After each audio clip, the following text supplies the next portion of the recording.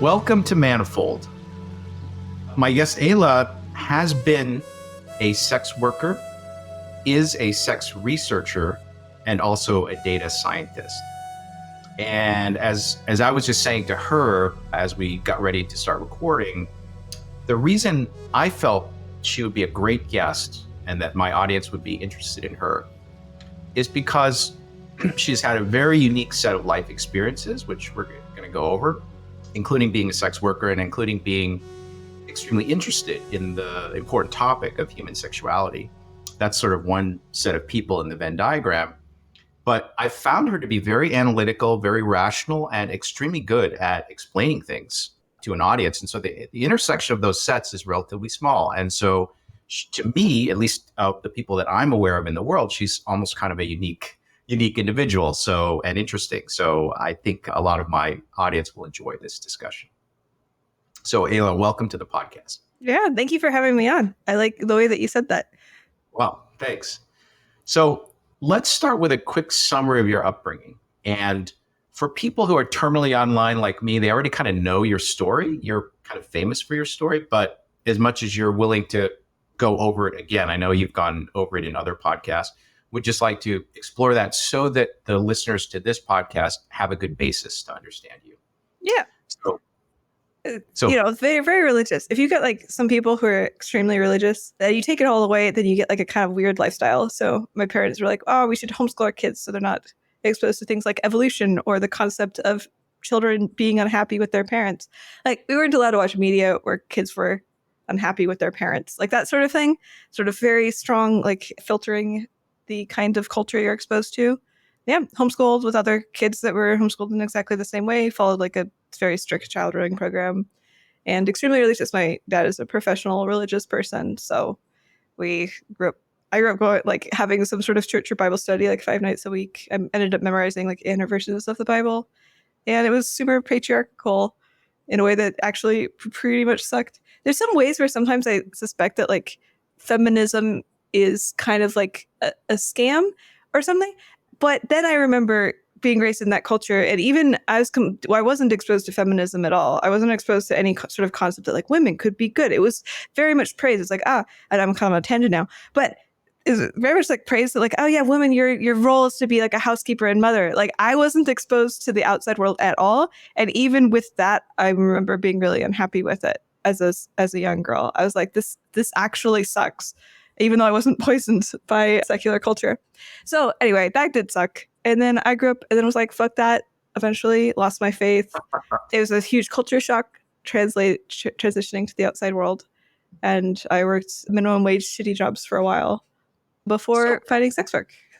So I come from a religious background as well. Ooh. So my mother's side of the family were converted by missionaries to Methodism in China, like I think 150, 200 years ago, roughly 150 plus years ago, I think.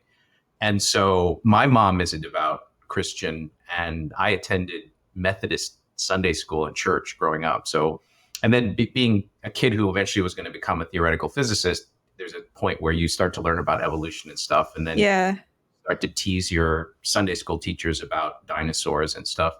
So I think I kind of understand where you're coming from. And I think in your case, your parents were evangelical Christians. Mm-hmm. Is that right? Yeah, Calvinist, yeah.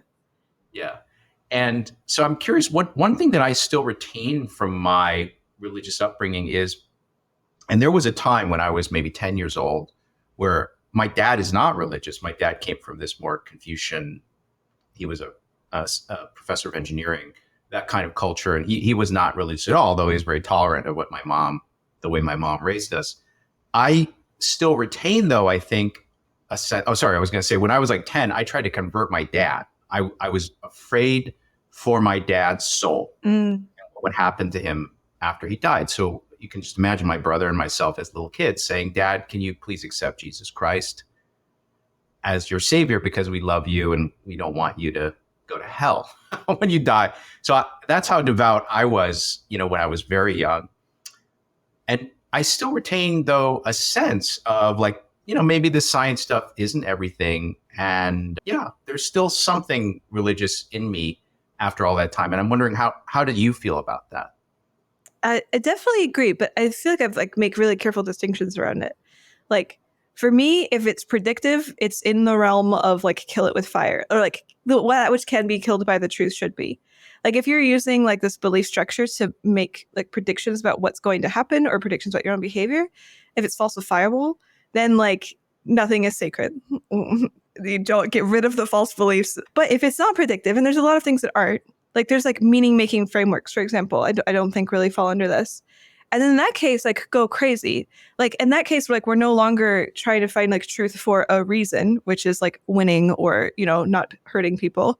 We're trying to find truth for like something really personal, and it's actually truly divorced from the outside world. And I feel quite spiritual in that sense. Yes. So I think spirituality is what I was trying to get at. That, you know, obviously as a scientist, whatever the models we build for how the world works, obviously we just are driven by, you know, data. And generally, I'm not assuming that there is some superior being that's intervening physically in our universe or even in my mind from time to time. So I'm assuming none of that's true. But I still have this kind of spirituality or wonder left over. That feeling dominated my worldview when I was very young, and now I can still access it. So I still have an open mind about what happens to us when we die. Like, is there something beyond just what the atoms and bits tell us? Yeah, I think that's great. I think it's a mistake that a lot of like overly maybe like rational people make, where you sort of there's something like inherently subjective about the subjective experience that I don't think falls into like the realm of like, are we predicting facts about things? And I think people kind of like don't understand that, and then they sort of are too materialist about it, which I disagree with. I mean, I did like a whole bunch of LSD, and I remember doing the LSD and like having my brain do crazy shit and thinking like, wow, this feels very similar to being religious. Like the sense of like profound beauty and meaning, and like the sacrifice narrative is glorious. That, you know, Jesus sacrificed himself for mankind, like this ultimate act of love. I'm like, wow, I'm like sacrificing like my ego on the altar of love, right? It's just very, you know, wooey, but really lovely, and it has definitely a lot of aspects of the religious thing. I'm very sympathetic to that. Did you ever try psychedelics? Did you have a similar? I was just about to comment on that. So some people, of the people whom I admire most in this world, either for their worldly success or worldly knowledge, or even some top scientists, have told me you really need to try psychedelics. And whether it's this South American variant or Tim Leary LSD, whatever, they've all reported that, like, okay, surveys say that, like, I don't know, 25% of people who do it, in retrospect, view it as one of the key experiences that they've had in life. And so if I have a 25% chance of just going through this process and subsequently I say, wow, that was one of the key experiences in my life, I should probably do it. I just never have had the chance. I need to find some safe environment where I can do it. And, you know, hopefully it won't wreck my brain for doing physics and AI research. I don't know, but that doesn't happen, right? Like there's like a very small chance it will, but probably a larger chance that it will like positively impact your ability to do that research. All right. Well, I'm going to do it. I'm on your recommendation. And all these other people, I'm going to try to find time at some point. Yeah, I recommend starting with a small dose so you can like kind of get a taste of what it does to your brain before you go all the way. Wow. Very conservative, but yeah. So coming back to your upbringing, childhood, so you did, I think, work at a factory for a year doing some kind of electronics assembly or something. Yeah. And I think you often comment that, you know, I don't want to denigrate people who are working in factories and manufacturing, but you said, you know, it wasn't a pleasant experience, at least for you.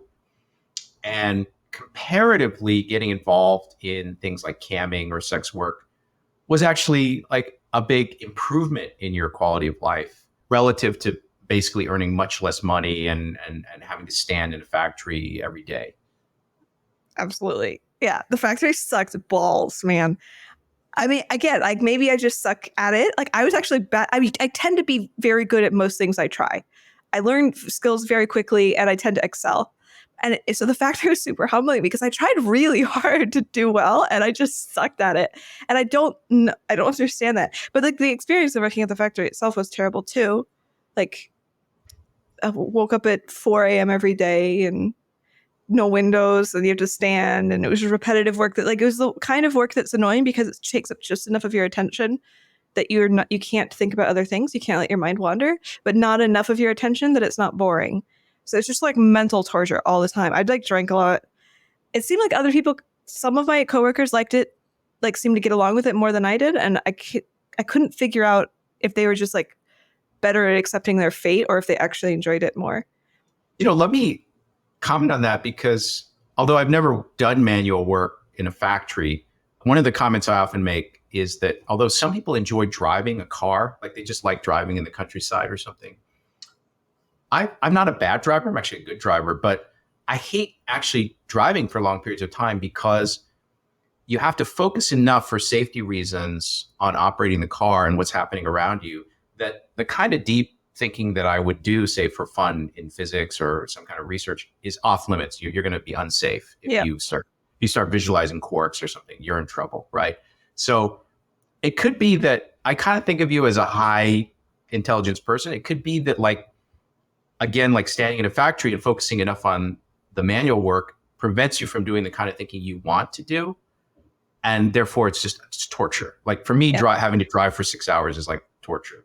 And I wonder if, like, maybe some of the workers who like it, they don't have that other mode of thought. And they're just like, okay, I can just kind of go into a zone and do my manual stuff. And it's okay. It's not a problem. Similar to people liking driving, actually. That is possible. It sounds kind of unflattering towards them, which makes me want to not engage with that narrative, but maybe it is true nevertheless. Yeah, it could be. I could be totally wrong about this, but at least that's my interior phenomenology is I don't like driving because it prevents the kind of thought that I want to do, because if I start doing that, I'll crash the car, and then therefore it's torture. So that's why getting auto driving cars is massive help. Yes, I think auto driving cars is going to be just like Uber in a way, in terms of quality of life impact on me.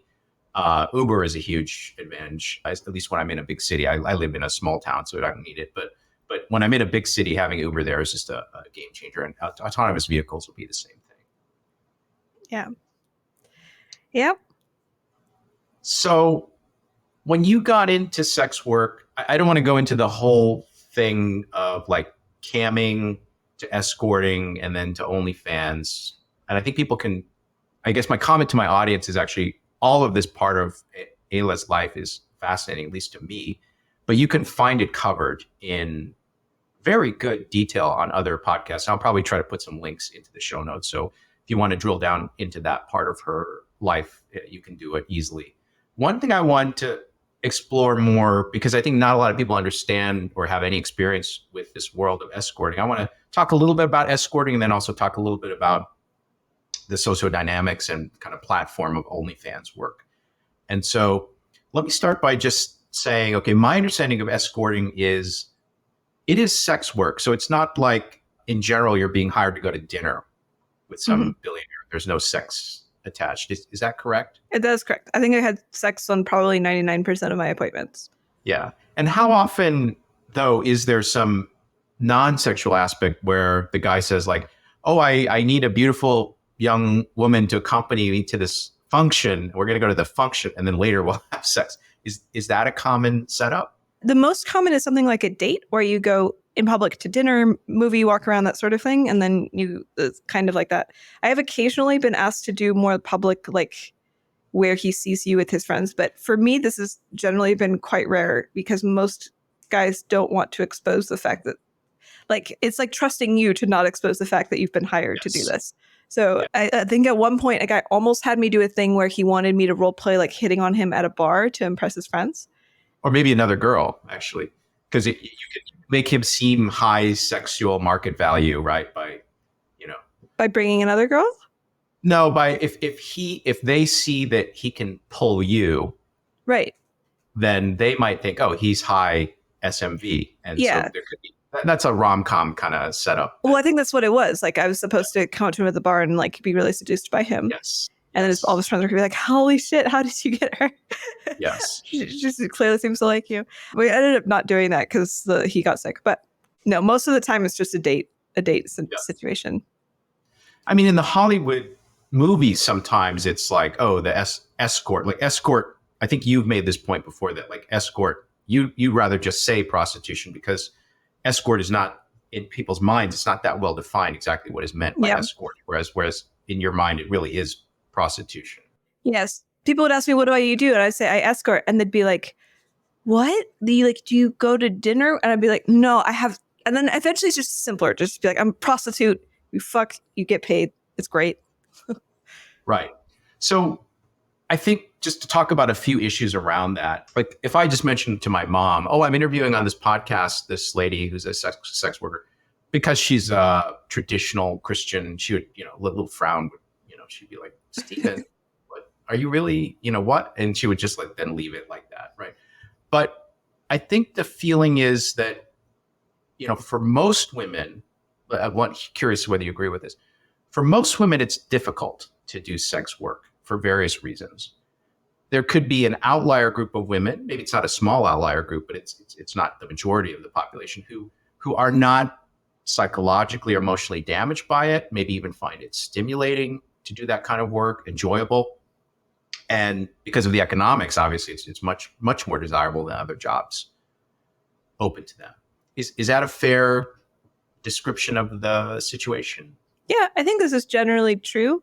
Like people generally have quite a lot of shame, or some people are really like, to them, romance and like a one-on-one connection is like the true sexually arousing thing. And even personally, like I've known escorts that really take to it. They fucking love prostitution, and then other ones that have a hard time. Like I know one that like she would shower after she had a client. She'd be like kind of psychologically shaken up every single time. It was like quite a big burden for her. So it's definitely a lot of variance. I think like there's some self-selection going on.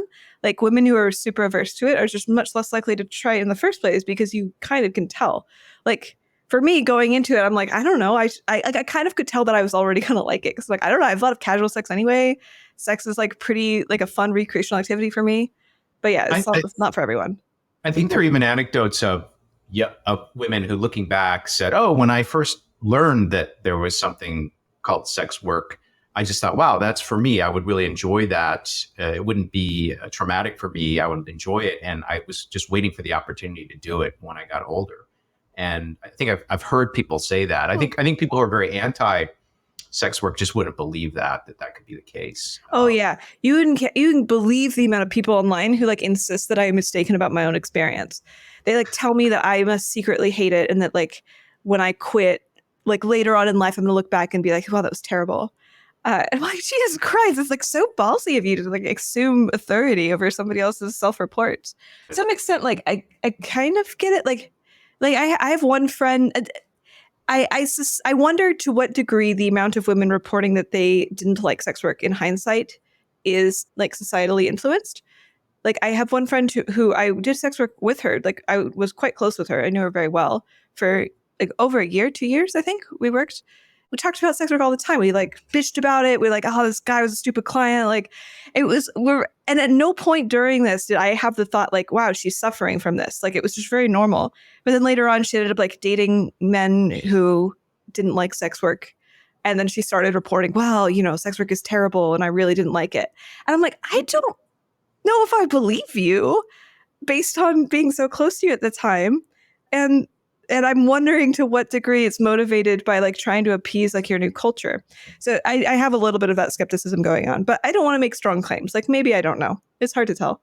So first of all, I would say to me, it's very plausible that the level of cultural or environmental acceptance of it influences strongly how an individual perceives it. So it's plausible to me that someone could have been like really happy to do it at a certain period, and then later like say, oh, I hated it. I was a prisoner, only because they're under some kind of social normative pressure later on. Right. So that to me is a very plausible story. And what would be interesting to me as a scientist would be, if you could find a culture where there is no social stigma against sex work, what fraction of women in that society are comfortable doing it, and what fraction would say like, no, if I sleep with more than one guy, it's going to be like, if I have a higher body count than that, it's going to like damage me. Like I can't deal with like separation with a guy after I've slept with him, or, so that kind of thing.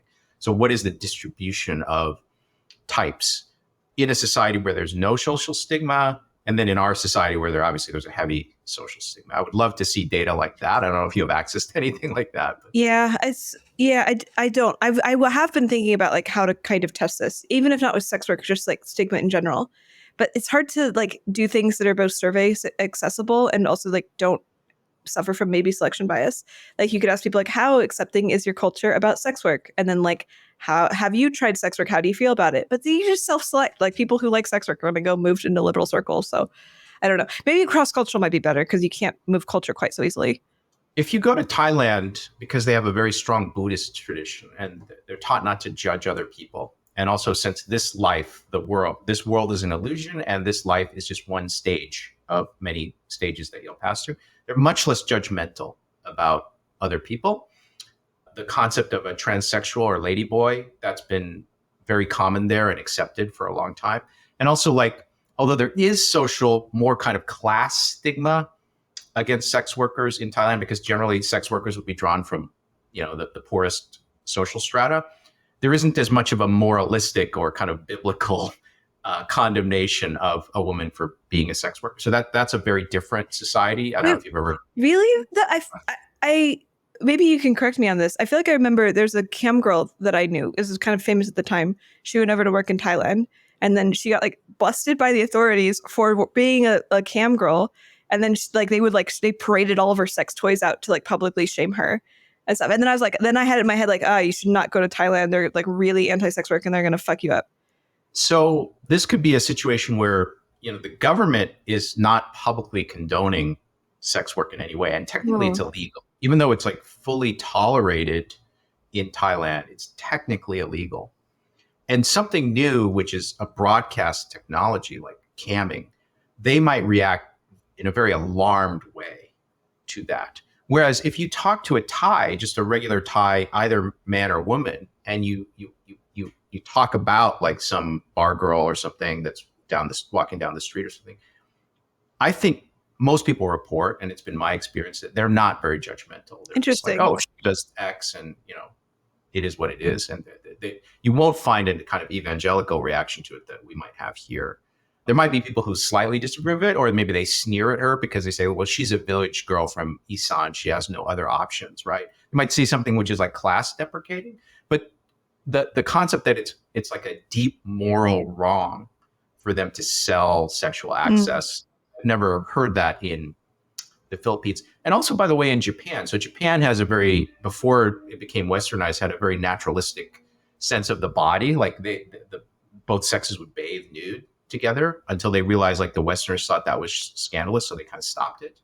And so sex work in Japan also has a very, very, very different social, well, I don't know how to say it, moral status than, at least traditionally, than say in the West. So there are examples of this, but yeah, again, these are cross-cultural comparisons. I'm very interested, like in our society, like, would you say what percentage of women could do your work and find it, not damaging and actually maybe even somewhat stimulating or positive? Like, do you think it's like 1% of women in America, or is it like 5% or 10%? I mean, depends if you're taking into account the social pressure, like independent social pressure I was going to say, if you just hypothetically, I know you can't fully remove the social pressure part, but if you could remove the social pressure part, what do you think that percentage would be? Maybe, removing the social pressure part, maybe like 20%. Wow. So that's high, right? I think a lot of people would say, wow, I'm surprised that 20% of women could have many encounters and not be, quote, damaged by it or something like that. Yeah. Maybe that's my Christian background coming forward. So yeah, I mean, it is, but to be fair, with the pressure, I think it's closer to like maybe 2 to 3%.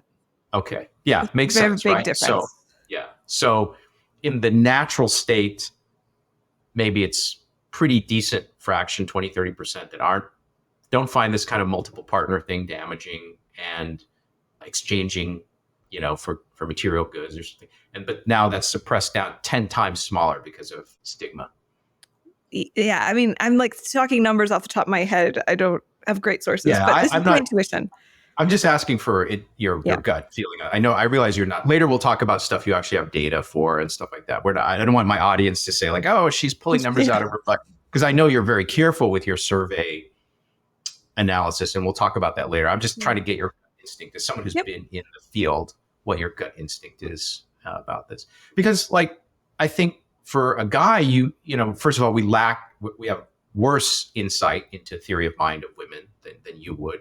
And certainly like, so if you're a guy and you've ever like, you know, visited a prostitute or something, you probably have no idea. Like you're kind of wondering like, oh, I like to think it was actually not a negative experience for her, but I can't be sure. Maybe she's, you know, really traumatized by what happened between us, and I should feel guilty the rest of my life, right? So I think for a lot of people, that's just a mysterious thing. They're not really ever going to know the answer to. Yeah, I guess so.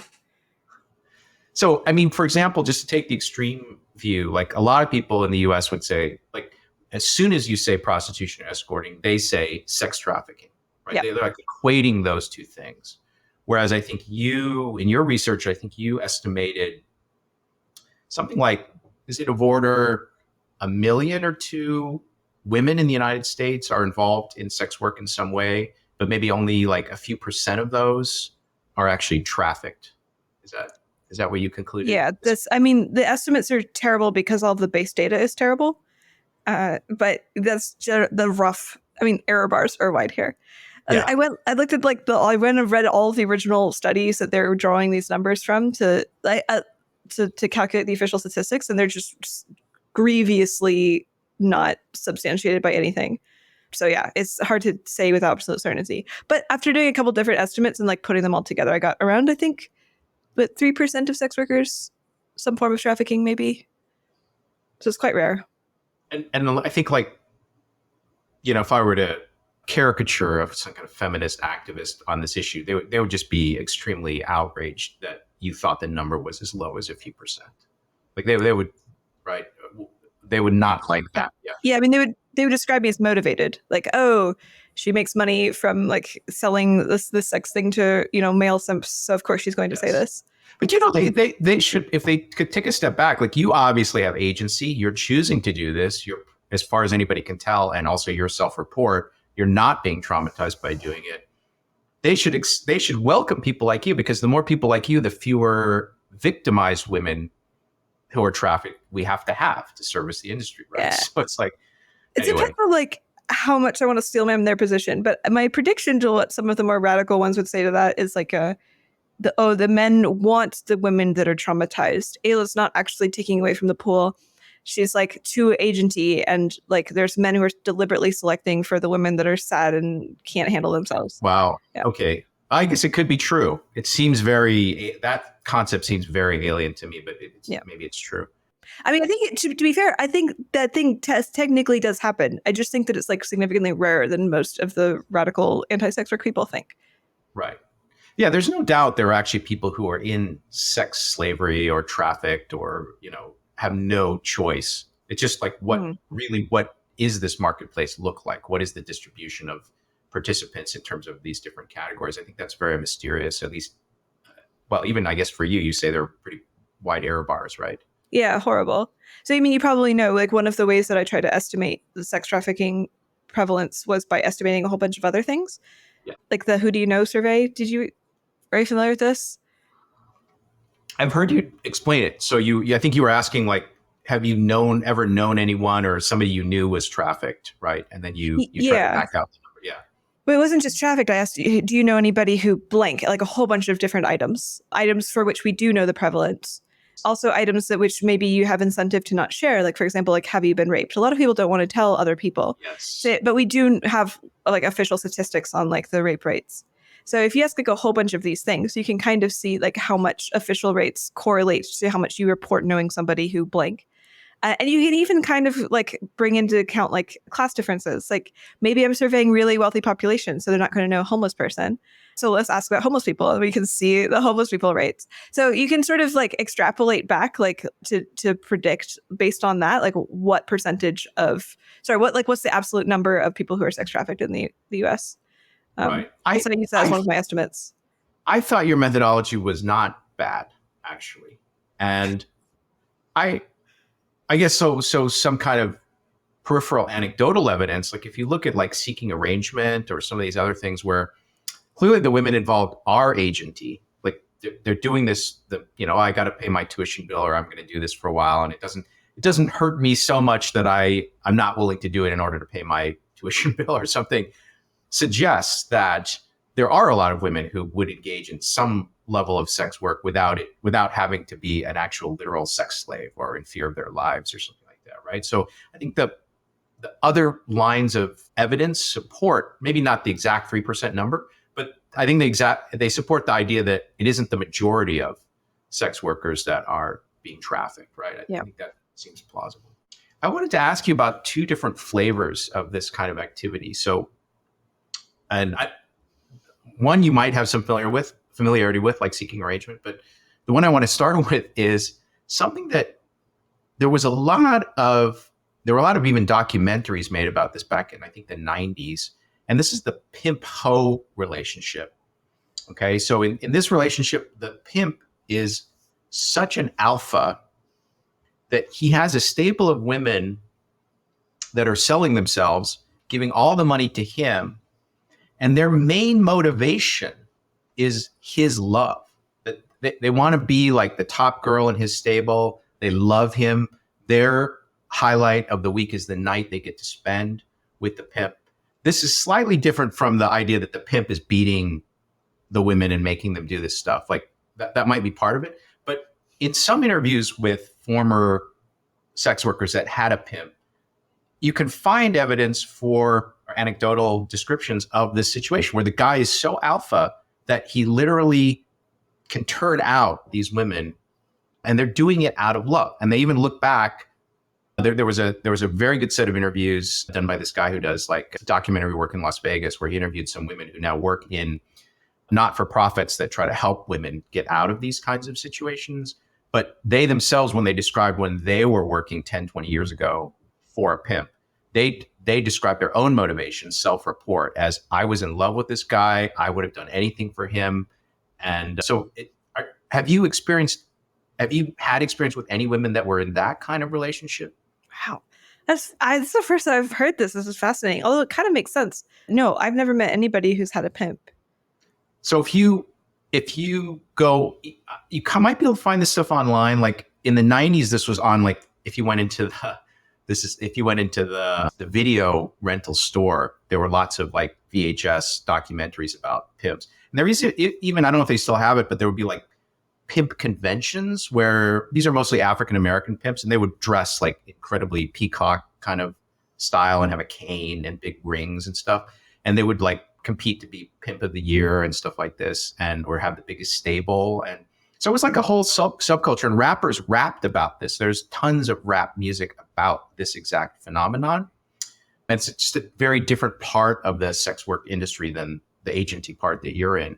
So yeah, this doesn't sound like you had any interaction with this, but I bet you would be interested in it if you listen to I can send you some links later, but if you listen to the interviews with women who were in this kind of life, it sounds like they're telling the truth, that this is a real thing. I mean, it sounds like it would be more like economical. It's probably like less expensive to have women do what you want because they love you, as opposed to having to beat them.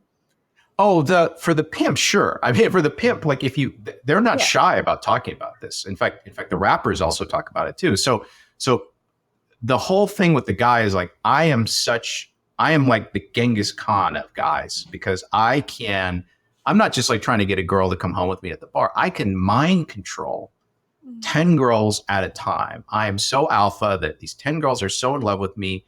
They're selling their bodies on the street. And occasionally I have to beat them if they're uppity or whatever. But mostly it's that they love me. I'm such a masculine Superman that I'm exploiting them. And therefore I am the king. I am the big pimp, right? And that's their whole worldview, which is explicitly expressed. And then also the women they confirm, like women who are veterans of this kind of life, confirm that they weren't afraid of being beaten. They were really just trying to please their man. Yeah, that's fascinating. Yeah, it's totally the opposite of you. Like, I think of you as like, wow, super intelligent woman who's sex positive is able to basically use this industry for her own benefit. And you don't have a pimp, you don't have a manager, you're the agent, and you're deciding to do it. So you're like the opposite limit of this other world that also exists. Yeah, my guess is that the other world is changing because of incentives. Like the benefit of a pimp, right, is that like he provides protection against other men. He like finds you business. And now you can do that on the internet. Like the demand for this is kind of reducing. I mean, I would be shocked if it were entirely gone, but I just don't think it makes quite as much economic sense anymore. Absolutely. No, your point is 100%. So my hypothesis about this whole thing is that this was a pre-internet phenomenon, but going back for a long time. Like if you went back to the 20s or the 50s of the 20th century, that these pimps were in evidence, and most of the girls working the street were that kind of,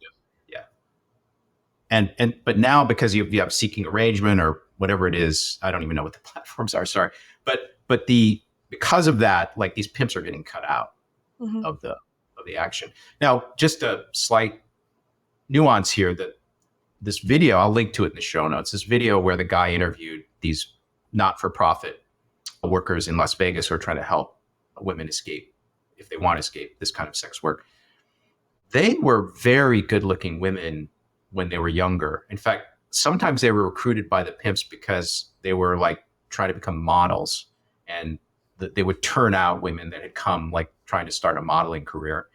And so they were very good looking women, and they were charging very high rates. So this was not like low level streetwalkers who are addicted to heroin or something like this. This is like even at a high level where the high rollers in Vegas are paying for this stuff. Nevertheless, they were doing it for their pimp. So they were doing it for themselves, like padding the Aella bank account. They were turning all their money over to this pimp, and not because they were being beaten, actually. Sounds like mini cult dynamics. Yeah, it's like a mini cult. Yeah. Every one of these little pimp families is a mini cult.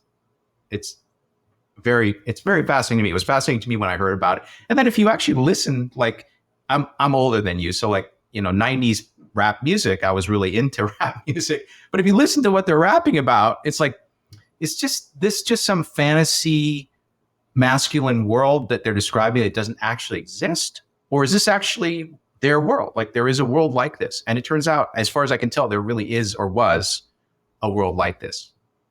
Damn. I would love to learn more about that. That sounds fascinating. Yeah, I'll send you the link to this set of Vegas interviews, which just was nothing new in it from what I had heard before from these other documentaries, but it's kind of mind-blowing at how sincere these ladies are, who are now like 40, 50 years old and try to help younger girls get out of this life. But the way they describe the life seems like they're sincere and accurate what they're describing. So anyway, I'll send you that. So can we talk a little bit about seeking arrangement? Are you familiar with seeking arrangement? Yeah, have you ever been on? Okay. I have. Okay. So to me, the funny part of this story is, I think Brandon Way is a Chinese American guy. So Chinese American MIT grad starts seeking arrangement. And when he started it, I don't know how many years ago it was, probably like 15 years ago or more. I was like, this guy's going to get arrested for like facilitating prostitution. Like, how can he get away with this? And then, of course, it turns into a very successful website. And I believe if I do research, like if I go to any college town in America, including my college town, and you just look at the seeking arrangement page for that town, it seems like huge numbers of college girls are on there. So does this mean that there's actually a lot of sex work, part-time sex work, but it is sex work that's just going on, and like our society is kind of like politely ignoring it? Is that fair? Yeah, I mean, it depends on where you draw the line at sex work. Like, there's a way you could be like, well, marriage is kind of sex work if you're marrying a rich man. Good point. And the question is like, what additional things are you exchanging besides money? And I think seeking kind of gets away with it because a lot of the time, I think quite practically in seeking, you do try to like the person before you develop an arrangement with them. So there is, in fact, something besides money being exchanged, which is like pleasure of company, even if it's only a little bit of pleasure. And this is reflected in the lower rate. Seeking arrangement, you can charge significantly less than traditional escorting. Yes. People just aren't willing to pay crazy amounts. And there's also, because there's so many girls willing to do it, because it's not sex work, because you're doing, quote unquote, not sex work. I would say it is, in fact, a little bit less sex work than most traditional sex work for that reason. Right. So if I, again, like correct me because I might have the totally wrong picture of how this works. So some like maybe higher net worth sugar daddy meets some sugar baby who needs some financial assistance, but they kind of like each other. Like obviously it's very voluntary and it's not like fully transactional. They maybe spend more time with each other, maybe doing non-sex stuff. Like I remember in the early days of the site, they would say like, well, this guy can give me lots of good business advice or life advice or, career advice. But it could be a little bit of a hack in allowing the girl to not think she's doing sex work. Yeah. The stigma gets kind of somewhat removed. But ultimately, like the monthly allowance or whatever that the sugar daddy's giving the sugar babies is mainly for sex. Like the part that the guy cares most about is that, yes, I'm getting sex. Yeah, but like, how is this different than just like dating a rich guy? Like, it's like a well-known in our culture, like, oh, like a hot girl's gonna like date a hot guy for his money. Like, oh, you bought me a Lamborghini or whatever. And then we celebrate this. It's very much a similar aesthetic. Yeah. So I mean, look, I'm not anti-sex worker. I'm not trying to draw this bright line about seeking arrangement versus what you just said, which is this age-old thing of, hot girl dates rich guy and rich guy gives her gifts and stuff like that. Although in this case, like it does seem like they're negotiating the gift, like the monthly gift size and stuff like that. It's common to have like a non-paid meet for seeking, whereas nothing like that would ever happen if you were a traditional sex worker. Exactly. So that would be a big difference. But eventually, I think largely it evolves into some, quantized, transactional kind of relationship between the two. You're absolutely right. And I think like the funny thing is like, sorry, slight aside, this is a typical rant that my listeners will recognize from me, which is that the academics who purport to study society, i.e. sociologists and anthropologists, they're like totally clueless. Like I can learn more about what's happening like in terms of seeking arrangement by just going onto one of the forums and listening to seeking sugar babies talking to each other and the occasional daddies in there.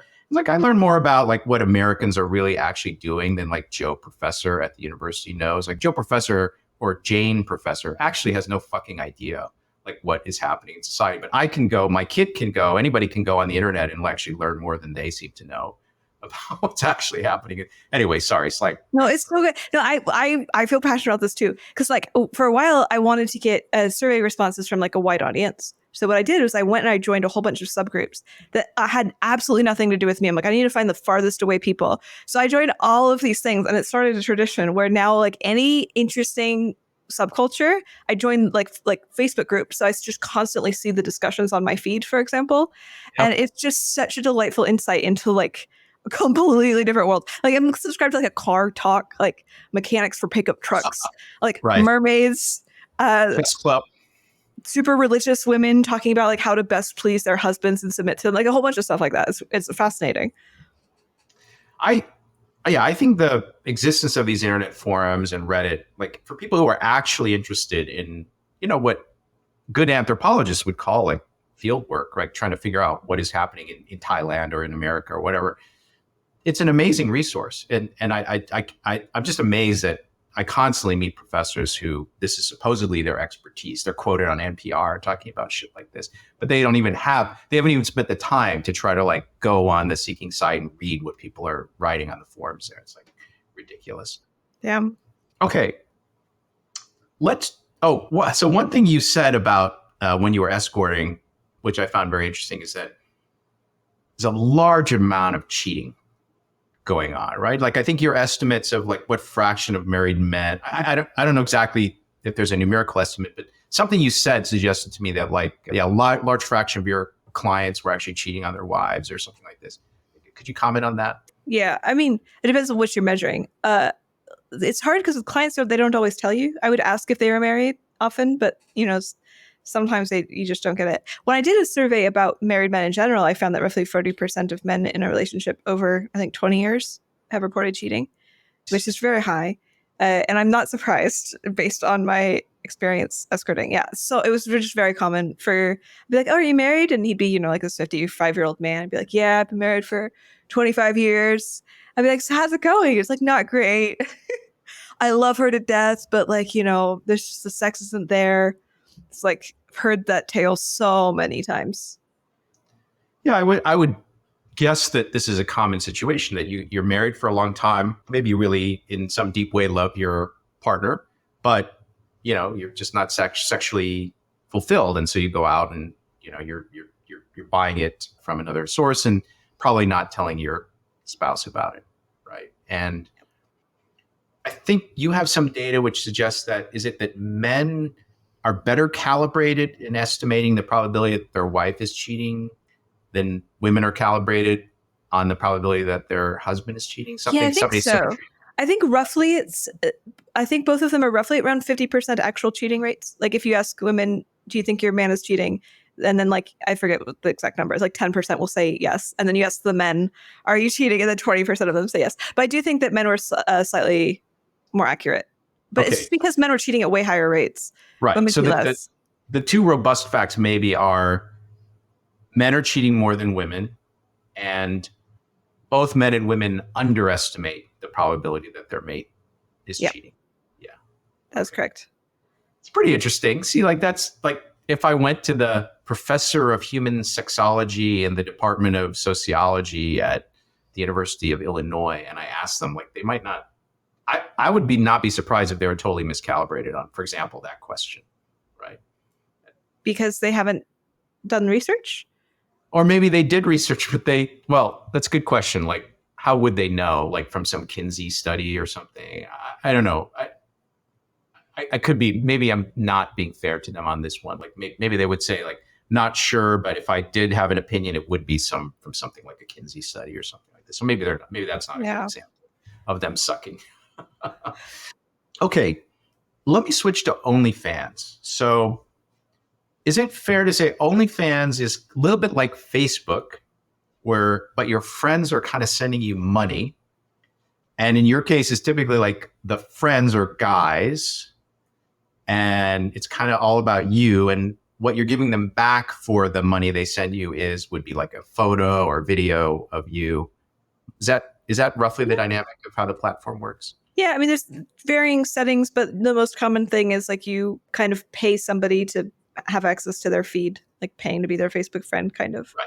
And then you can also chat with them, and then they send you more things to unlock and pay for, that sort of thing. Right. And is the chatting, like, this is not Aella, of course, but other OnlyFans stars, are they like hiring some dude to like do the chatting with their fans? Like, is that pretty common? It's quite common, yes, especially among higher volume people. Yeah. Because there's a certain point where if you have like too many subscribers, you just can't really keep up. Right. So I think we're probably going to start seeing AI take over. Oh, for sure. Definitely. We can talk about that later. But if I said OnlyFans is some platform for hot girls with a little bit of a flair for self-branding and analytics to farm simps and take tons of money from them, is that unfair? I like how easy it is to frame like the exploitation going both ways. Like my favorite kinds of like discourse online are ones where you could like easily flip the script and it still sounds reasonable. Like, yes. Are you farming the simps or the men exploiting women online by like forcing them to take off their clothes? It's very funny. Yeah, but sure, I'm farming simps if you want to. Well, here, okay, a little nuance on that flipping of it. So imagine you were a high school girl, not very sophisticated, not good at analytics, maybe easily getting emotionally involved with the guys who are simping for you on your OnlyFans. I could imagine situations where it is the girl that's being exploited, right? It's so she doesn't really know what she's doing, and I don't know, maybe I'm just making this up, but I can imagine in that case it's easier to tell the story that she's being exploited by these men who are trying to get her to send nude videos. But you're definitely exploiting them because you're really good at it. I think that's a distinction. I mean, like whenever we talk about exploitation, like it feels like a puff word to me. Like, what does it actually mean for something to be exploitative? Like, what are we talking about? Like, absolutely, you're being tricked into making a decision that you wouldn't have made without more information. Like, yeah, I think exploitation here is not being defined well, and I think it's more at an emotional level. It's like, do I feel sorry for the simps that are sending money to Aella, or do I feel sorry for this high school girl who's sending, sex videos to guys, and she's the more like kind of like sympathetic figure and the guys are like not.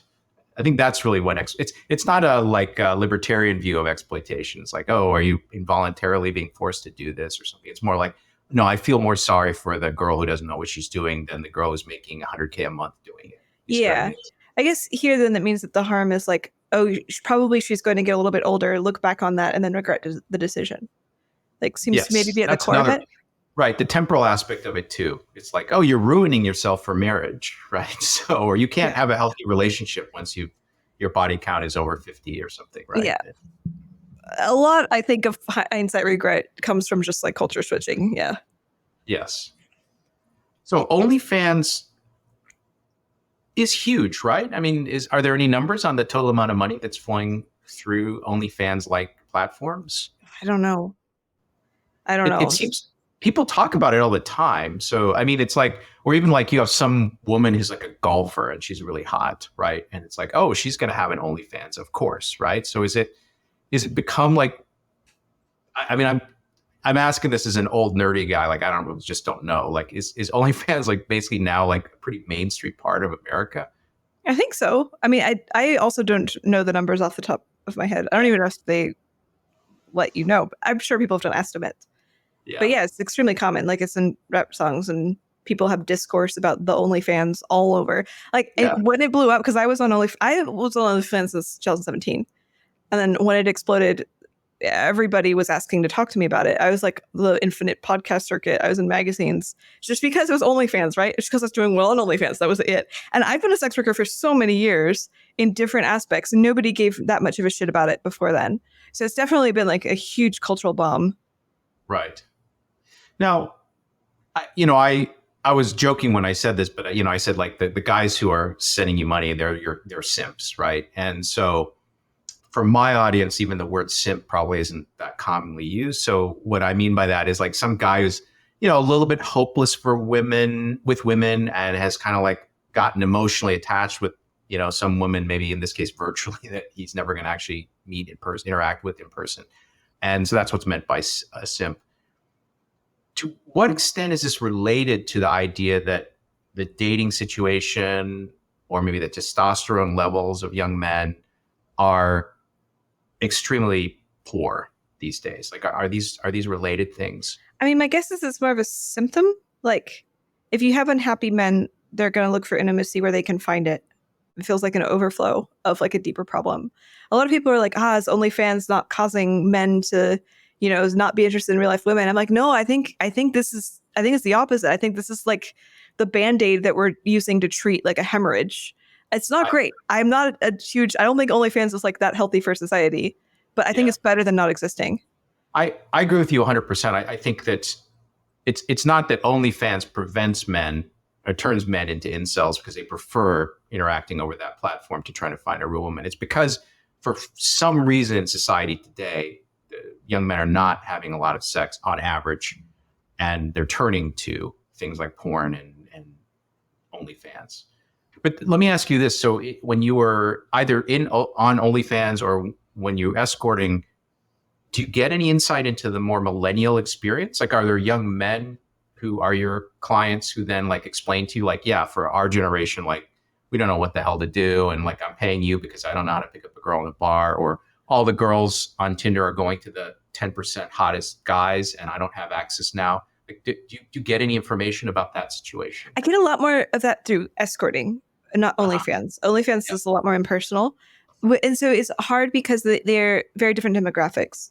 Like, the average age for escorting that I saw in my records was around 45 years old. And my guess is OnlyFans is closer to 25. So there's like a different generation going on. And so I have a bunch of information about one generation and not a lot of information about the other. But for the older generation, it's usually like more well-established in life kind of things.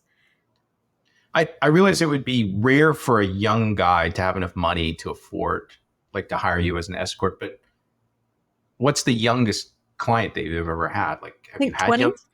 Yeah. So like, I can imagine some young tech bro or kid from an affluent family could afford it. And then like maybe from that you could get some insight. Yeah.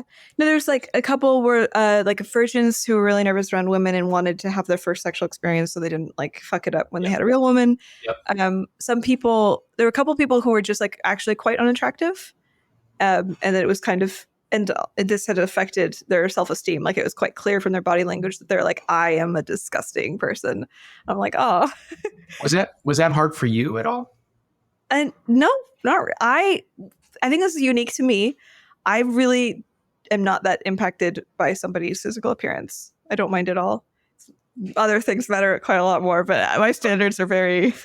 Well, so if it's not physical appearance, what do you like? What are the things that you find attractive? I mean, it depends on what we're doing. I really like intelligence a lot. Like the smarter somebody is, the more I'm like, maybe we should try going on a date. But sex is different. Like you can have like really good sex. Like my favorite clients that I had were maybe not the smartest. I don't know. It's hard to know sometimes. So you're in the rare sapiosexual category. Yeah. It's so funny because, if you're a theoretical physicist, your dream is like, oh, there are actually sapiosexual women out there, but I've never met one. So there's dozens of us. Dozens. Yes, there are dozens across many continents, right? I have a couple like really beautiful female friends who are also like very into intelligence, and then they date like hideous looking guys who are brilliant. I'm like, this is so good. Oh, wow. Yeah. Wow. Oh, I had to be young again. Okay, before we get into embryo screening and fun stuff like that, a couple more questions more on the sexology stuff. So, we live in an era where porn is, available in unlimited quantities, on demand, et cetera, et cetera. Wanted to ask you, so I guess two aspects of it. One is impact on young men who, for their entire lives, like I guess when I was a kid, like being able to look at a Playboy centerfold was a big deal. But now, like the little kid, once the parent gives them a cell phone at way too early an age, can just be like streaming porn on their phone. So impact on, if you have any thoughts on impact on young men or women from that porn access. And then secondly, we could get into this in more depth, is like the insight porn gives you into individual sexual preferences, what people really actually are interested in sex. So I just wanted to talk about that for a little bit. So first on the youth question, like, are young people being harmed by porn? What is it doing to them? It's nobody knows. Everybody has strong opinions on this. Nobody fucking knows. It's so easy to make narratives in hindsight. If I had to talk out of my gaping asshole, speculate. Yeah, we understand, like you're smart. So what you know the difference between saying like, this is based on evidence, this is my conjecture. Yeah. I'm just like pessimistic about the general discourse around this. In general, I'm like quite more pro porn than I think most people, especially I'm not gonna say it so people cannot screenshot this. There's like this trick where like when you tweet, like if you want to tweet something really spicy, you have to break up the tweets in a thread. So you don't get quoted. Yeah. Right. Yeah. So you can say a spicy thing, you just can't be in like a cute little voice clip. No, I think that all the porn exposure I had as a kid was awesome, and I wish I had had more. I think it was good for me because I was in such a sexually suppressive thing where like I'm a kid. You're not supposed to have sexual impulses. You're supposed to like be innocent and good and pure. And I was like, fuck you, God. Like I think just like treating kids who have sex drives as though they're not supposed to have the sex drive is like fucked up and like really shames them for it. And I'm not saying that like just like give them access to, the most hardcore slammy banging stuff is like auto good. Like it might be good, but I like if there was like maybe like a porn line for teens where it was like, here, we're going to like respect your desire to witness this content, but like it's going to be more educational, and maybe we're not going to have some stuff that might give you bad ideas about the way sex is supposed to operate. Like, I think sex is generally fine. I'm just like a little worried that maybe if you're like looking at a certain niche kind of style, that you might like assume that this is what my sexual partner wants, and then be like more inclined to like warp yourself to try to become that, as opposed to naturally discovering what your partner wants in the moment. That would be what I would consider the worst part. Let me drill down on that a little bit. So some people sometimes make the argument that like when inexperienced young people first have sex, that the normative thing that they have now is comes from watching lots of porn. So the woman thinks she's got to do all the things that porn stars do. And the guy thinks like he's got to pound the girl the way that, girls are pounded in porn videos. And that's unhealthy. So I think probably, could anybody disagree with that? That surely, like, if the main examples of sex that I'm seeing are a certain way, that's gonna kind of have a normative effect. I mean, I think that seems. I Go ahead. might disagree a little bit with it. Like, I don't know if you saw the survey I ran about porn use and prediction of preferences. Yep. Yeah. No, I don't. Tell me about it. I paid for responses for this one so that I wasn't just getting my audience, but I asked people, how much porn do you watch? And then I gave them like a list of, I think it was like 40 things, and then asked them to predict things that people talk about in porn a lot. They're like, you want to, spit on the face. Like I asked about spitting on the face. And then I asked like, choking, right? Choking. Yeah, choking was one of them. So I asked men to predict, like, imagine you're like on a first date with a woman and and you want to try this thing, like predict how much you think that she would like it. And then I asked women, like, predict you're on a date with a man and he tries this thing, assume that he thinks that you're going to like it. So we're not assuming malintent here, but how much would you actually like this? So I got men and women's ratings for the exact same items and then compared their porn use. So do men who watch more or less porn, are they more or less accurate in predicting what women want? And do you have a prediction for what I found? Porn makes men better calibrated. Yeah. Yeah. Slightly. It's not a huge effect, but slightly. Based on almost every single item that I asked about, men who watch porn are more likely to rate. And to be fair, I think it's like slightly confounded. Like men who watch porn are probably more sexually liberated, in cultures where people talk about sex more. So it's like hard to know for sure. But the thing is, and this is correspondent it's basically the thing I always find when I research this is that women are more interested in violence than men. And violence being like a very umbrella term for anything involving like coercion or like physical roughness. So just so I understood that, so women are more interested than men in coercive type stuff in porn. Yes. Is that okay? Including and also in actual sex? Like, is that, that too? Okay. Yeah. Yeah, women rated, when I asked, like, what if a guy like tried choking you in bed? I think that actually might have been the biggest discrepancy. Women were way more likely to say yes. And then, like, when you asked men, like, do you think a woman would like it if you choked her? They were like, nah. It was pretty significant. So that result, like, I'm trying to understand, like, do you think, again, I'm just asking you to speculate, not that, again, I'm never trying to make you look like a sloppy data scientist. I'm just trying to ask you to speculate on this.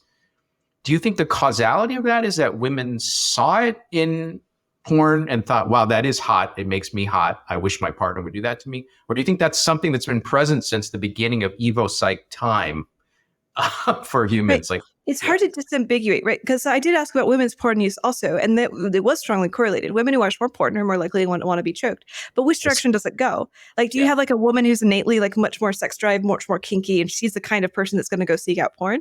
My guess, in general, based on my research, because this is one of my big questions I'm trying to answer, is like, what causes sexual interests?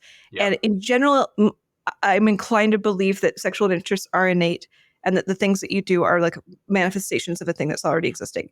I'm not doing the thing where I'm hedging, where I'm like 100% sure. It just seems to be sort of in this direction.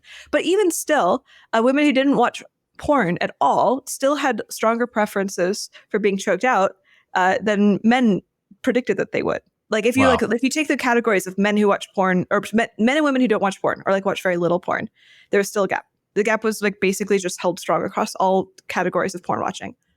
Interesting. Sorry, really dumb baseline question. Like, what fraction of women actually at some level consume porn? Like almost every guy probably will occasionally go onto a Pornhub like thing and look at some stuff. How many women are like doing that versus like, I would never go on, I would never look at, I avert my eyes when, do you have any idea? I asked in my big kink survey, I have this, so it's around 600,000 people answered. Wow. So I've got pretty good sample, and this is younger women. And the thing is, it differs a lot if you're asking about porn versus erotica. So I think this is where a lot of the studies kind of fuck up, because they sort of are assuming that like pornography consumption is the same thing. And a lot of women don't watch porn, but a lot of them read like literotica.com, for example. Right. And I forget exactly the rate. I can look it up, but I want to say like 80% of women watch and consume erotic content at least once a month. Wow. Interesting. Okay. It drops a lot if you say porn, but if you're just saying consuming erotic content, it's pretty high. Yeah. Wow. Okay.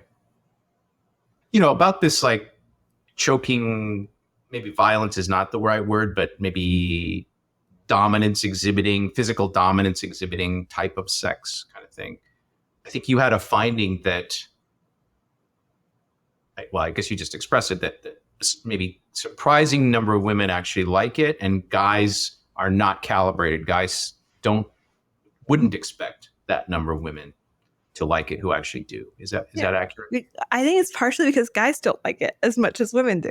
This is like the big thing that got me started. There's a couple key things that got me started really on sex research, but one of them was why roughly around 40% of men report interest in dominance and 60% of women report interest in submission. The famous dominance gap.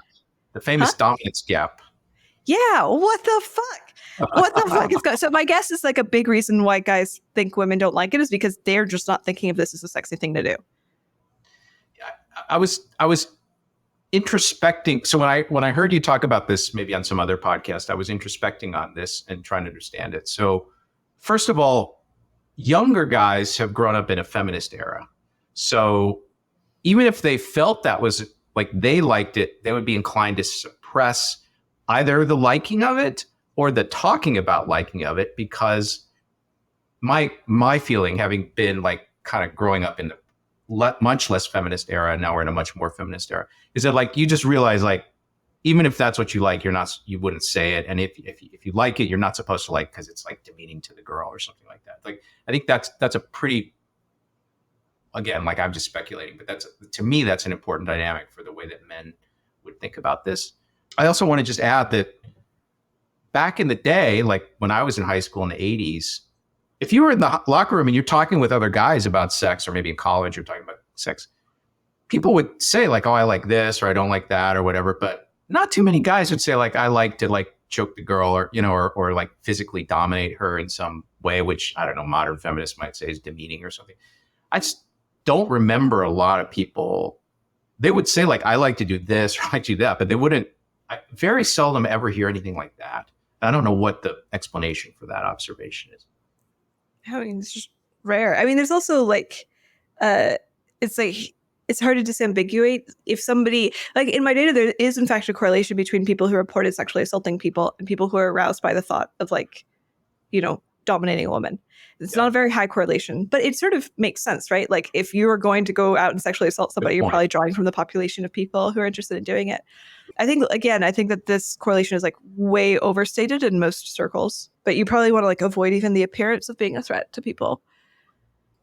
Yeah, exactly. Because taking it to a certain extreme is criminalized. And so therefore, like you don't even want to go in that. You don't want to admit to going in that direction, either admit to yourself or admit to your buddy in the locker room that you're kind of edging in that direction, because go too far and suddenly you're a rapist, right? Or something like that. So there is that like suppressing it, I think, a little bit. Even if like finally in private, like for these guys, if they find the partner that also likes it, they're like overjoyed, like, oh, now we can do this in private. And I don't have to tell my buddy about it. And I don't have to suppress my desire because she obviously likes it too. And that maybe that's a dynamic. Yeah. Hopefully. Well, like probably the girl's going to be overjoyed. I remember I read on like FetLife, is the kink discourse where people are talking about it. And I remember, I should have saved it. There's just some post where somebody was talking about like why is there a problem for submissives to find dominance? Like there's not enough dominance to go around. Everybody wants, it's too many women like searching for a master. Wow. Yeah. I never knew that. I guess that's surprising to me. Yeah. Amazing. Yeah. It's weird. Yeah. Hard to understand. Yeah. My guess right now, my leading theory is that this is more of a hormonal thing. Like either it's genetic in some way, like maybe I don't like really believe, but like the gay uncle theory where like, why are some men gay? I'm like, well, you're sort of self-selecting out of competition. Like maybe if there's any truth to that, like maybe something's going on here where like submissive men or men who aren't interested in being dominant are sort of naturally self-selecting out. Well, I don't know if I actually believe that, but or maybe it's like some sort of hormone thing. Like testosterone does seem to be correlated with dominance in my research, although it's like might be due to a lot of other confounders. So who knows for sure? I have to do more like actual research to find out. But my guess is that those are the leading theories, like some sort of like innate sort of biological or like hormonal thing. My guess is it's less about culture. My guess is that culture is like pretty bad at stamping out sexual inclinations, as evidenced by gay conversion camps not really working. You know, this might be something that like, I think I recall, like, when I was reading Freud a long time ago, I think Freud like pointed out, or, said like, oh, the child could be traumatized if he saw mom and dad having sex, because the child would think dad is like hurting mom. And it kind of made me think that, like, if you look at animal sex, even like bunnies or dogs or whatever, it does seem like in a lot of cases, not all cases, now some biologist is going to like attack me or something, but in a lot of cases, it does seem like the male animal is pursuing the female and dominating the female, and then maybe not forcing, but in a way kind of forcing the sex upon the female. Mm-hmm. And so, yeah, it doesn't seem like that, like, unnatural that could then be reflected by, what people like or don't like. Oh yeah, no, like sexual coercion in animal species. Primates are just so horrible, and like if we're looking at our closest relatives, they're fucking raping each other all over the place. Yes. And then they like rape loosely defined. Like I think only orangutans like literally rape, but there's like a coercion in various forms, like threats and beating people until they give up and let you have sex with them. Like chimpanzees, it's terrible. Infanticide, like. It's just like part of the innate part of like most primates. And I'm like, it's crazy that we managed to stamp it out in humans so much. Well, this is the kind of thing that's, again, like, coming back to my rant about academics sucking, but this is the kind of thing that gets suppressed. So in other words, like, if you tried to write a paper which just pointed this out, and this would be a paper that would be like totally normal to have been published in like 1950 or 1960 or something. Today, if you publish it, you're just going to be attacked because, like, wait, what are you saying? Like, well, if I extrapolate from what you're saying, I don't like the normative implications for how humans should interact. And then you could literally get canceled for, by the journal, for putting too much emphasis on these kinds of observations. That's the state of academia right now. Yeah, it's everything I hear about academia is not exciting. I'm starting my own journal. I just got a little bit of funding for it to hopefully combat some of this. Will it be about sexology mainly, or? Yeah, primarily about sex, but mostly things that are just difficult to research in academia as it stands. So anything that's like particularly underserved, and sex is one example of this. Well, I don't know how much you know about me, but I do work in computational genomics, and that field is like full of this stuff where if there's certain things that you cannot get any funding for, and if you publish it, you're going to get canceled, and et cetera, et cetera. So, well, if you want to publish anything in my new little upstart journal, then Aella journal or Nature. I'm trying to think. What are the pros and cons? No, no, definitely it's good. It's good to have more outlets because the academy is so constrained these days. Okay, so having talked about, I could talk to you about these sex-related things for hours, but I want to be respectful of your time, and I do want to get to the original thing, which I think when we were corresponding, setting this up, we were going to talk about, which is embryo screening. And I think, were you also possibly thinking about egg donation, or was that something you thought about? So what was I going to say? So I think you expressed a fairly positive attitude toward when it's time for you to have children, you do want to have, what would be considered fairly aggressive embryo screening, because for example, screening for intelligence is very controversial right now. My company doesn't actually offer it because we don't think society is quite, equilibrated in accepting it. So we could talk about that a little bit. So let's talk about egg donation. So I think, like, if you were willing to sell eggs, I'm guessing there would be a very high price on these eggs. And is that something that you're actively I'm thinking like roughly $100,000. Yeah. And we've been in talks with some people. It hasn't like fully worked out, but it might. Yeah.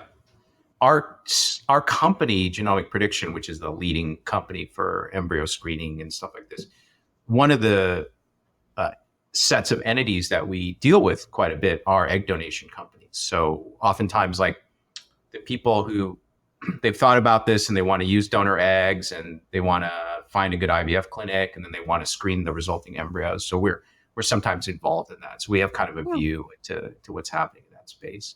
One of the things that's shocking to most people is that most of the couples going through IVF are older and they have a fertility issue. So that's why they're at an IVF clinic.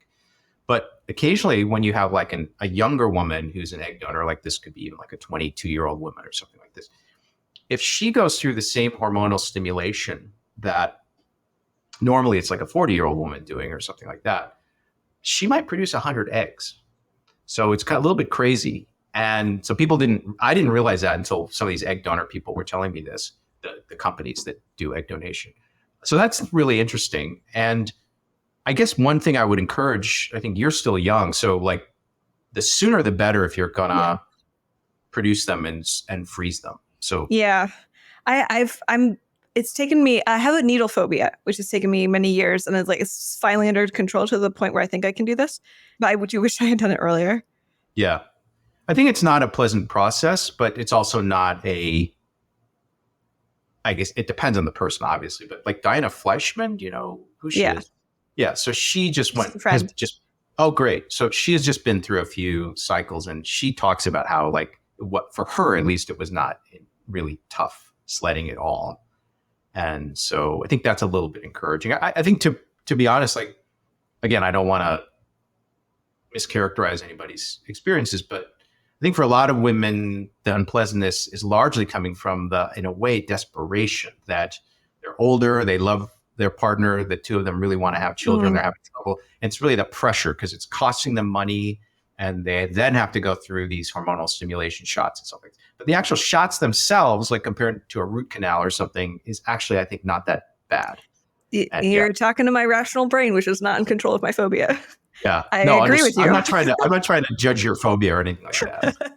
Just trying to characterize what the experience. Yeah, I think though I'm not, the whole process I'm like not worried about. It's just specifically the needle thing. Understood. Yeah. I think the main thing is that, again, which I think all women should be taught this as they're growing up, is that the curve of fertility decline, it varies by individual, but for a lot of women, it's already starting in late 20s, early 30s. And so if you can afford it, it is a good idea to freeze eggs. Yeah, that's my my goal this year. I'm in talks with I'm like preparing to do it very soon. So. Great. Well, by the way, you should reach out to us, Genomic Prediction, because we know, really all the clinics in the country, and we work with a couple hundred clinics. Okay. Yeah, that would be great. I would like to go through several cycles, which means that price starts to become an issue. Yeah. So we can work. We can help you with that because we know so many clinics. And one of the things I'll say, which I don't want to get the company in trouble, but because we work with so many clinics, we have a lot of data, and the success rates by clinic vary quite a bit. Ooh, that's so exciting. Yeah, it's this hidden data that, like, okay, let me make a broad statement about medicine in general. Like, if you need a standard procedure done, say it's a surgery, there could be a huge variation in the efficiency with which a particular surgeon does that. But the profession is preventing you from learning, which is the really great surgeon for doing that, and which is the one which, causes 10x as much bleeding, and, it's just not good.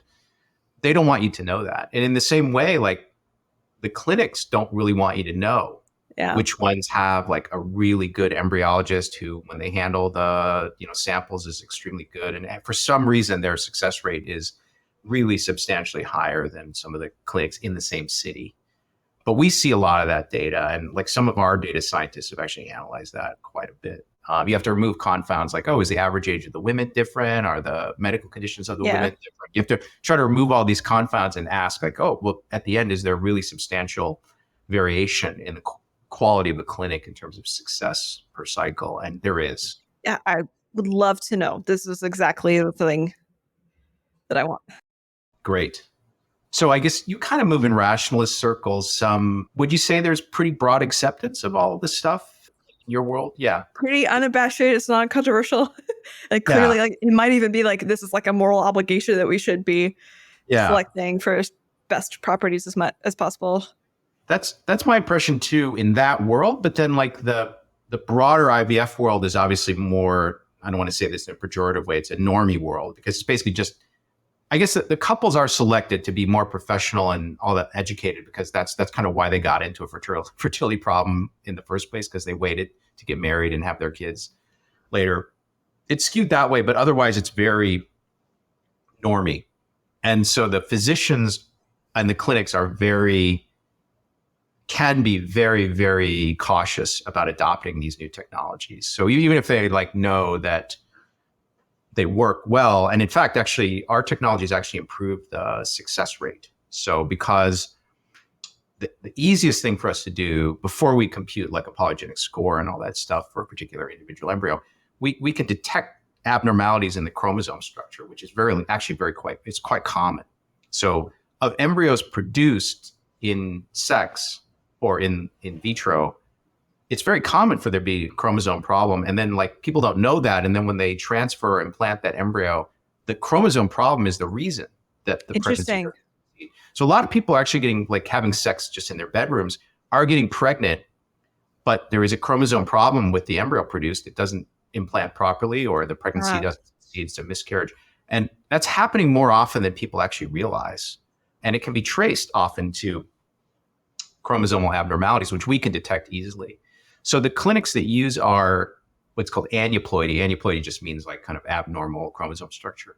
The clinics that just use our aneuploidy screen, which is nothing like computing a polygenic score or something, but it's just the aneuploidy screen, they report much higher success rates per cycle because they're not accidentally transferring some embryo that has a problem and which isn't going to take. So it's really cool. I didn't know that. Yeah, nobody knows this. I mean, even in the industry, like probably only a fraction of the IVF doctors know this, right? So equilibration of knowledge is slow. Similar to like you might learn something about male-female sexual preferences, but it might take like a decade before like Professor X at University of Vermont understands what you learned, right? So yeah, there's a time scale for equilibration of knowledge. So yeah. So I don't know. Do you have any questions or thoughts about embryo selection or egg donation? Obviously offline, I'm happy to talk to you more about it. But yeah, I don't know. I've done a pretty good amount of research by this point. I want to know how far IVG is off. IVG? What is that? In vitro? It's or the way where you do cells and you make like whatever, like skin cells, so you can make like fast. Oh, I see. Yes. So using pluripotent skin cells to make eggs, kind of de novo. The situation with that is the following. So labs have gotten it working quite well in other animal species like rats. And I believe actually maybe there's some primate species where they maybe got it working. Nobody has reported getting it working in humans yet. It's a very complicated, subtle wet lab thing where if you just change the procedure slightly, you could screw it up. Like for the rat stuff, for a long time, it was just a few Japanese labs that really had it working well. And maybe that spread a little bit. Now there's some startups that are actually trying to do it. But one thing to consider is the following, that do you really want to be the first to test this? Because although it appears that the rats produced and monkeys produced by this are normal, who knows what effects there will be on your child from having been produced from an egg made in this way? We don't really know. And so my prediction for that industry is, since we already have tried and true IVF technologies and stuff which don't require that, it'll take a while for that to get normalized and adopted at scale. That's my thought on it. So I think you were saying, in order to, what would be the method to decide like an egg produced originally from a skin cell is just as good as one produced the other way, the original way? In a way, like this question is still not known for IVF. The oldest IVF person is under 45 or around 45 now. In fact, the oldest the first American baby produced in IVF turned 40 just recently, and she actually works for Genomic Prediction. She's a patient advocate for us. And the British baby, who's a little bit older, is in the UK. But still, like in principle, one could say, oh, when these IVF babies turn 65, there's something really terrible is going to happen to them. Now, you might say, oh, mechanistically, that's implausible because like, what's the difference? And whatever effects were happening like when the thing was only like 100 cells big. So really by the time they're 60 or 70, it's all got to kind of even out. But in principle, people are still monitoring like the oldest IVF babies to see if they can detect any differences between those babies and babies produced the old-fashioned way. If you introduce something really radical, like, oh, I made the egg that became you out of a skin cell, and wow, we found out that cancer rates are like 10x higher, 3x higher for that population, but we only found that out when people got to be 60 or 70 years old. That would be the concern that people have. And yeah, and you could say like, oh, but we've been studying these rats and monkeys that were made through this technology. You know, in the rat case, many generations have been studied. In the monkey case, not so many, actually, probably not even one. But that would be the concern. And so like the question would be like, what's your reason? Like if you're a woman who missed her fertility window and wasn't able to have any kids and you're 55, but you still want to do it and you're going to use the skin cell, for sure, I think there are going to be people, because the desire to reproduce in some people is so strong that you will have some cases like that. But I think as a fraction of the relative to the utilization of standard IVF, I think these new technologies are going to be tiny for a long time to come. And for IVF in particular, like in some countries, like Scandinavian countries, or I think maybe Israel, I think almost 10% of babies now born are actually born via IVF. So it's a non-trivial fraction of the entire birth cohort each year. Yeah. I think like for me, it's like a trade-off, right? Like the benefit of IVG is that you get to make like shit ton of embryos and then test a shit ton. And if you can, if we have the technology to select for IQ or happiness or whatever, then like the potential to get like a truly brilliant, to like really introduce like truly brilliant people into the population, which is what would be magnificent benefit. Like to me, it's probably worth the risk. I would rather want to see, because it's like we're not just risking like maybe we make babies that get cancer. We're also like risking not having a universe where we have a bunch of brilliant people. I don't know. So I hope it gets made pretty soon.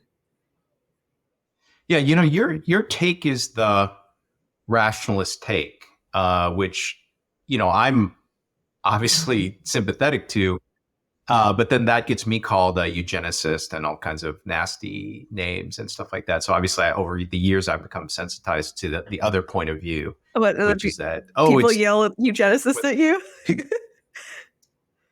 Yeah, well, okay. One thing is that as a company, we have to be sensitive to public opinion, and we can try to push the normative equilibrium in a certain direction, but if we get too far ahead of it, then, you know, it's not good for our reputation within the industry. So the decision we made was, you probably already know this, but we only report health-related polygenic scores. We don't report the IQ score. We don't report height.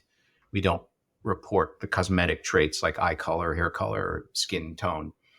And we did that just because, you know, the set of people that can agree, and even that is not universal, but the set of people that can agree that the health risks are important to report and not somewhat non-controversial, that's large enough that it isn't a problem. And it's these other things we've been, you know, fairly cautious about. So like if I like made embryos with you guys, for example, can I just get the raw data from all the embryos myself? Yeah, absolutely. So our policy is that you can download, it's your data, right? So our policy is you can download your data, and then, you know, just to be totally frank, there are people that can help you analyze the data for all the other traits that you're interested in. But we as a company don't, in our official report, don't report that stuff. We can compute it trivially, but we don't report it to the patient. So that's where we've come down on it. Now, we're probably going to shift over time, because in some countries, people are much more positive about this. Like in a lot of Asian countries, they want the cognitive score. You know, and so we may eventually evolve to something like, well, in country X, the normative consensus is kind of here, so that's what's in the report. In this country, the normative consensus is over there, so that's what's in the report in that country. So we may evolve it. So you have the capacity to predict IQ? Okay, so good question. So for quantitative traits, where it's like some kind of measurable number that you would assign to the trait, the one that we can predict most accurately is height. And we can predict height for people that are going to grow up in a good environment where they have plenty of nutrition and sleep and all that.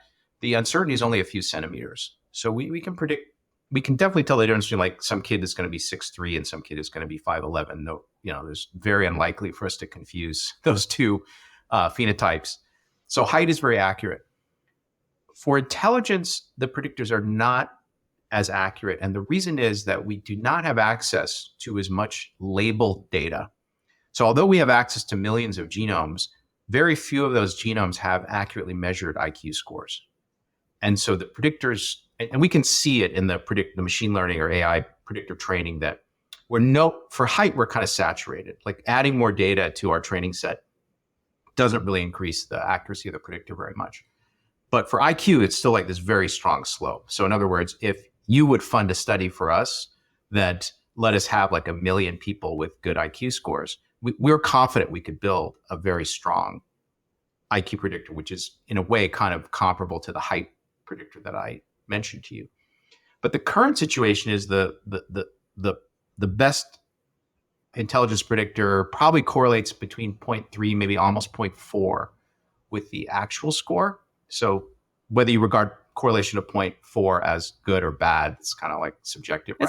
It's pretty good. Pretty good for social science, right? It's not as good for but not perfect. Now, the way we would use that, so if just hypothetically, okay, all you haters who think I'm the reincarnation of Adolf Hitler, just settle down.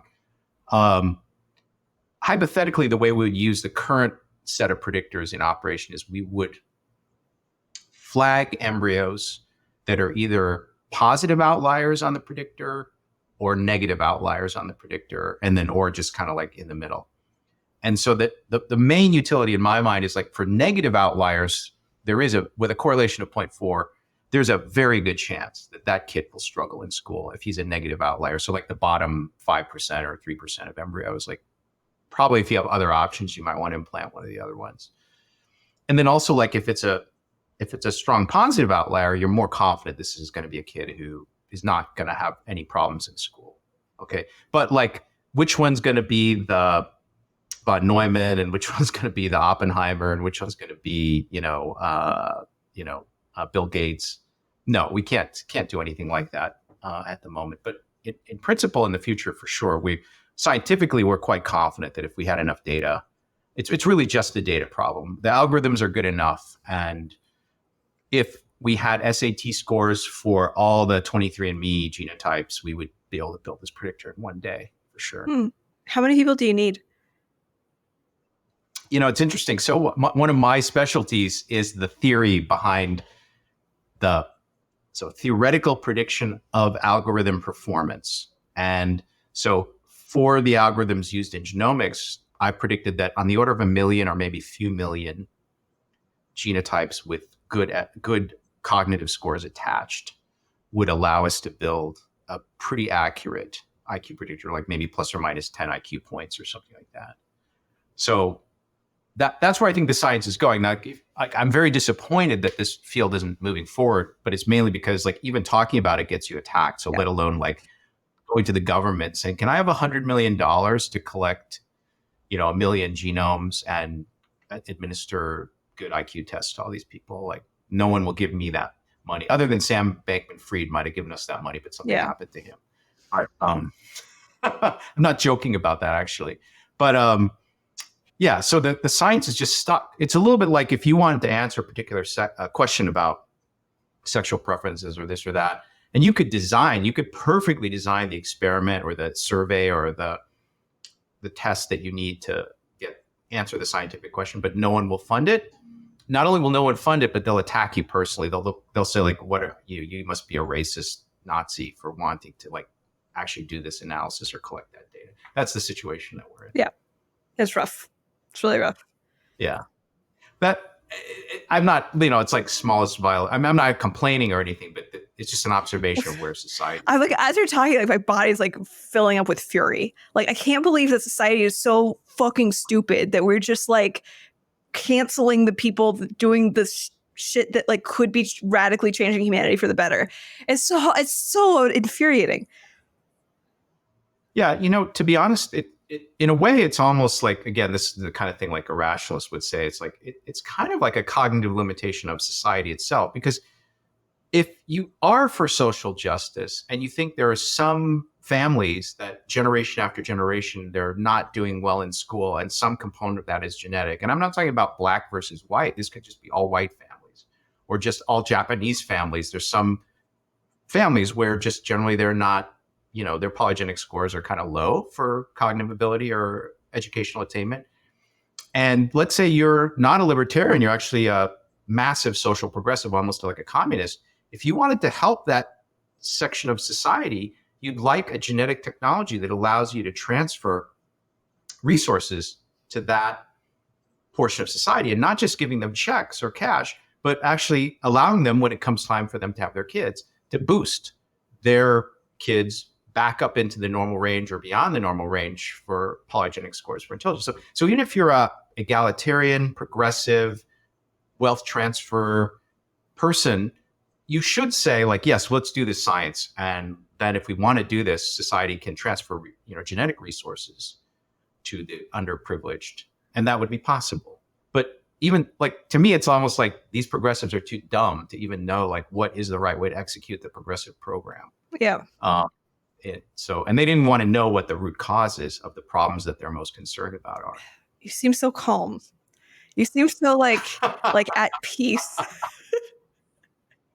Well, one of the things I learned in life, again, I'm a lot older than you, is that every person that I admire who managed to push like an area of science forward or an area of technology, whatever, they had to commit a lot of effort, a sustained effort over a long period of time. And then they had to deal with society as it is. They had to operate within the limitations of their society and figure out a strategy for moving things forward. So just have to kind of be patient, a little bit zen about it. You can burn yourself out and just say like, okay, I really want to solve this problem. I worked 5-10 years on this.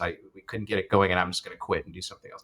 But the people who really move the needle over time, I think they have sustained commitment over time to do it. I'm not even the best person at this because I'm more prone to get pissed off and switch to like, I'm just going to work on pure AI now. Fuck you, fuck you guys in genomics. I'm off doing AGI related stuff, which is kind of true because my latest startup is in the large language model space. It's not genomics. I kind of feel that way, but I aspire to be one of these Zen guys that can push the needle forward over many decades on a particular matter. So. Yeah, well, you're better at it than I am. Good job. Yeah, but it's because you're young. See, it's good. You're fiery. You're young. When you're old, you can be like, okay. But it also feels like innate. I'm like so outside of the norm in every way. Like all of my research is done completely outside of the existing frameworks. Like I'm self-taught. Yeah, it's great. It's phenomenal. But a lot of great scientists were self-taught and driven by, the best motivation is not like, I want to get tenure and have this fancy title at Harvard. Yeah, it's the burning curiosity. Yeah, the burning curiosity. Just literally to find out what answers to the questions I have. Yeah, absolutely. I think that's the greatest thing. And I think, I wish you all the best. I think these questions, like, it's just so amazing to me. I don't know, again, like maybe I'm weird like you are, but if you're at all interested in social science or human psychology, aren't you interested in how people feel about sex and their sexuality and what they do in private? This is like the hardest thing to get at because it's, stigmatized and it's private and all that. But surely like it's worthy of our efforts to try to figure out like, what are people actually like? Why are they that way? And what are they actually doing in the privacy of their own homes? These are all important aspects of humanity, right? So I think it's awesome. Oh, thanks. Yeah. Well, hey, maybe that's a good way to end it. Really enjoyed talking to you. And are you mostly in Austin? Because maybe I'll ping you next time I'm in Austin. Yeah, sure. I live in Austin, but I travel to SF frequently. Okay. Awesome. Great. Yeah, thank you so much. This was great.